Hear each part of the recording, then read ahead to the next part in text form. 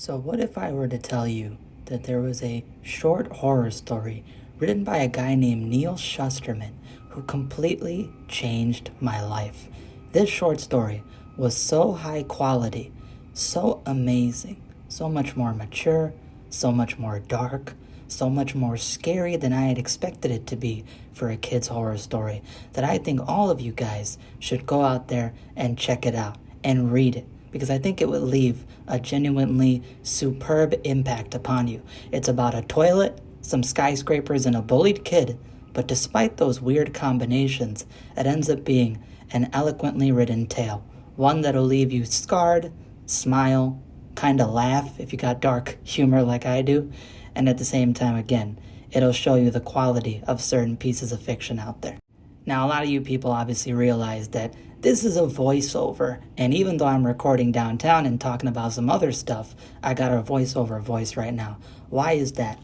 Because Chicago is loud as hell. And I decided to record this video from downtown Chicago, but it was so motherfucking loud that you can't even hear my voice barely in it. And I'm not going to pay for the pro editing software just yet because I ain't making guap like that. So we got a voiceover. But let's talk about it. So Flushie by Neal Shusterman takes place with the main character named Duncan. Duncan is a middle school kid, and he ends up getting bullied a lot of the time. What ends up happening is that there's some vicious group of bullies who will dunk his head every day in the toilet and hit him with the Flushie. You've seen that form of bullying on a lot of different movies. I don't think it happens IRL pretty much ever, but in this it happens, and it's all because he's super smart. He's a genius at school, and even though he's doing super well, people aren't happy for him. They're jealous for him, and they want to pick on him because he's weak and got no backbone. So he ends up getting the nickname given to him called Flushie.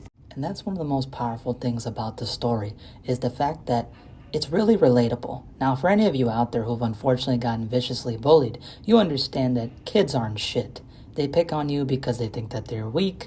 They don't really have any sense of understanding how much damage it can do to people. And you really feel bad for Duncan because he's going through it, and he's effectively lost his true identity in the form of becoming Flushie, this ongoing joke, this public humiliation symbol for the school.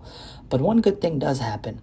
There's actually a girl who walks into the boys' bathroom after the bullies leave called Sandra, and she's actually sympathetic towards Duncan. She asks him if he's doing well, if he's okay, tries to reassure him that those guys are absolute jerks. They only do it to him because they're jealous. And this is the first time that Flushie, aka Duncan, actually feels a form of sympathy from a person. He actually finds somebody who treats him for who he is outside of his own parents, and he gets a form of attraction towards Sandra for that very reason. And that's one of the best things about this story, is that, again, it has that sense of relatability. You might have found somebody out there who truly cared for you, for who you actually were. And that's an important thing to have within your life. So Duncan then uses that to motivate him to finally do something, because Sandra has given him a light bulb that he actually can change his life. He actually can have some comeuppance, some coming of age. And unfortunately, it might not be as brightly sounding as you might have expected, because it's a more realistic story. And what he ends up doing is he decides, well, the 4th of July is coming up, so I might as well have a giant pool party on top of my apartment complex, since he lives in the Big Apple. So he lives in a skyscraper. And this pool party is going to be held at the rooftop, on the rooftop pool. But before he ends up inviting everybody to his pool party, which includes all the different bullies and people who make fun of him, and Sandra as well, he decides to go to a local dealer in New York who supplies a bunch of different illegal stuff, and he ends up getting the strongest fireworks he can. Now, these fireworks are bomb level powerful. They're basically full-on explosives. And if you can put 2 and 2 together, you might realize that this pool party might be going down a much darker and more sinister route than one might have expected. And for that, the climax to this story is absolutely batshit fucking insane for a kid's horror story, and just shows how dark Neal Shusterman is willing to go. His level of writing, his level of balls, how much of a bold approach he takes, it ends up creating an unforgettable short story that'll leave you scarred, it'll leave you uncomfortable. You're gonna feel like, well, should I actually like this for how dark it is? But you will. Now, for those of you who don't know, Neal Shusterman was actually a head writer for the Goosebumps TV show and the Haunting Hour TV show. And this feels like a Haunting Hour episode concept, except way darker than the hub might have allowed.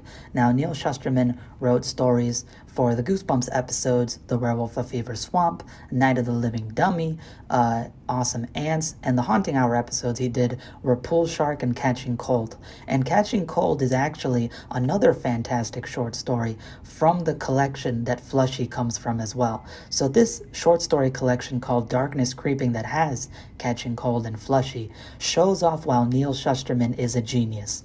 The dude writes stories that nobody else would write for kids' horror. They're so creative, they're so much more mature, they're so much more scary, they're a lot deeper and more relatable in a certain sense, and they're so fucking weird that it's hard for anybody to be able to recreate this. Even though this feels like a revenge, exploitation, adult horror concept with a kid main character, I don't think any director or producer out there could come up with a story like this, because it has that Neal Shusterman flair. It has that level of what the fuck. It has that level of going the extra mile, the extra city block, more so appropriate with how I'm walking around in this, sweating like a bitch. But yeah, he goes that extra mile and it makes it such a fantastic story. I would give this one a 10 out of 10. If you want a relatable story, some great character moments and dialogue, a good old bully revenge story, but so creative that it's unforgettable, and going down a dark yet beautiful and chaotic route that would leave you with your mouth hanging open, this is the short story for you. Flushie by Neal Shusterman gets a 10 out of 10, and 100% it's one of the best short stories period that I've ever read, and there is no kids horror or young adult short story that'll ever touch this, in my opinion, for as long as I live. If you like this video, hit that subscribe button, hit that like button. It's your boy the Horrorlander, your local friendly neighborhood horror hero, and I am peacing out. Make sure to support and check out the future content that's to come. Deuces.